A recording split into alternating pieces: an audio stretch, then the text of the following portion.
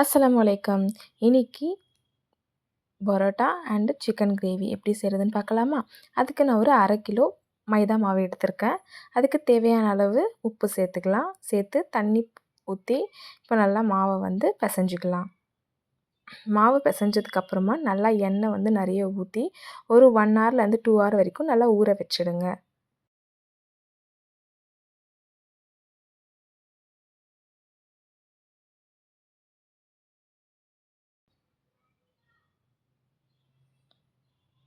இப்போ மாவு நல்லா ஊறினதுக்கப்புறமா உங்களுக்கு எந்த சைஸில் வேணுமோ அந்த சைஸில் உருட்டிக்கோங்க. இப்போ நெக்ஸ்ட்டு கையாலேயே இந்த மாதிரி ஃபுல்லாக ஸ்ப்ரெட் பண்ணி விட்டு கத்தியை வச்சு கீறிக்கோங்க. கீறிட்டு இப்போ நான் செய்கிற மாதிரியே செஞ்சுக்கோங்க.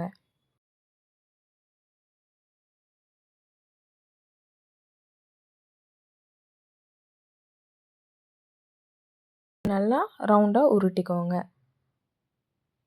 எல்லா மாவையும் இதே மாதிரி செஞ்சு வச்சுக்கோங்க, எல்லா உருண்டையும். இப்போ தவா வச்சு அதில் கொஞ்சோண்டு எண்ணெய் ஊற்றிக்கோங்க. இப்போ நீங்கள் பண்ணதை கையாலேயே ப்ரெஸ் பண்ணிவிட்டு அதுக்கப்புறம் இந்த மாதிரி பரோட்டா போட்டுடலாம். இவ்வளோதாங்க, நம்ம ஈஸியான பரோட்டா ரெடி.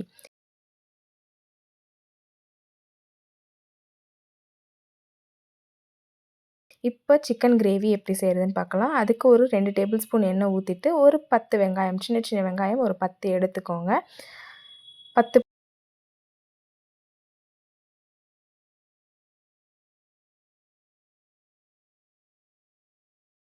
பச்சை மிளகா சேர்த்துக்கோங்க.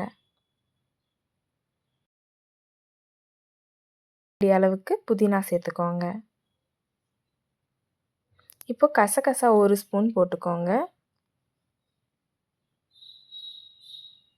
அதுக்கப்புறம் பார்த்திங்கன்னா 1 கப் அளவுக்கு தேங்காய் நல்லா துருவி சேர்த்துக்கோங்க. நான் இதில் மிளகு சேர்க்க மறந்துட்டேன். நீங்கள் மிளகு சேர்த்துக்கோங்க. நான் அரைக்கும் போது டைரெக்டாக மிளகு போட்டுட்டேன். இப்போ இதை நம்ம அரைச்சிக்கலாம். இது நல்லா கூல்டவுன் ஆனதுக்கப்புறமா இப்போ நம்ம இதை அரைச்சிக்கலாம். இப்போ தனியாக குக்கரில்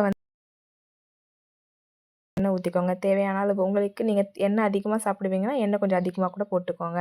எண்ணெய் ஊற்றிட்டு இப்போ ஒரு பட்டை 2 லவங்கம் போட்டுட்டு ஒரே ஒரு வெங்காயம் கட் பண்ணி வச்சுக்கோங்க. கட் பண்ணி அதையும் சேர்த்துக்கோங்க. சேர்த்துட்டு இப்போ அதை நல்லா பொன்னிறமாக வதங்கணும்.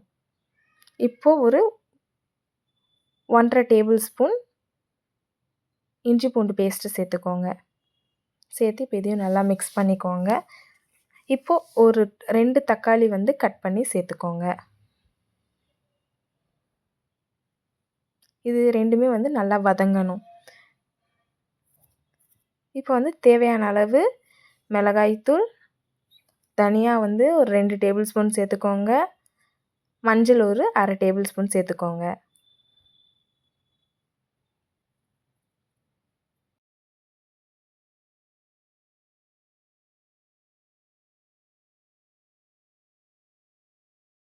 நான் ஒரு 1/2 கேஜ் சிக்கன் எடுத்திருக்கேன். இப்போ இந்த 1/2 கேஜ் சிக்கனையும் போட்டுடலாம். போட்டு இப்போ நல்லா அதை மிக்ஸ் பண்ணிக்கோங்க.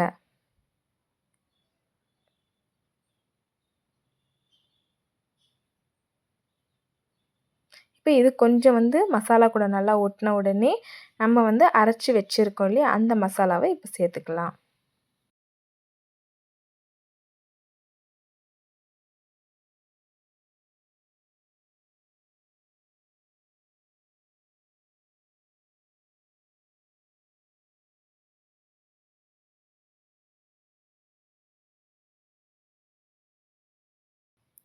இப்போ இது நல்லா பச்சை வாசனை போகிற வரைக்கும் நல்லா குக் ஆகட்டும்.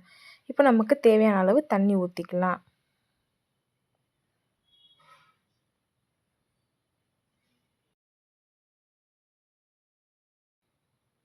இப்போ தேவையான அளவு உப்பு போட்டு நல்லா மிக்ஸ் பண்ணி விட்டுக்கலாம். விட்டுட்டு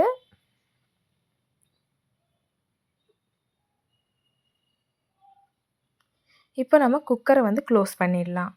க்ளோஸ் பண்ணிவிட்டு ஒரு 2லேருந்து 3 விசில் விட்டுடுங்க. இப்போ ஓப்பன் பண்ணிடலாம். பாருங்கள், நம்ம சுவையான சிக்கன் கிரேவி ரெடி. இது பரோட்டாக்கு, தோசை, இட்லி எல்லாத்துக்குமே சூப்பராக இருக்கும். இப்போ லாஸ்ட்டில் கொத்தமல்லி சேர்த்துக்கலாம். பாருங்கள், அவ்வளோதான். இப்போ நம்மளுடைய parotta and chicken gravy ready. இந்த ரெசிபி உங்களுக்கு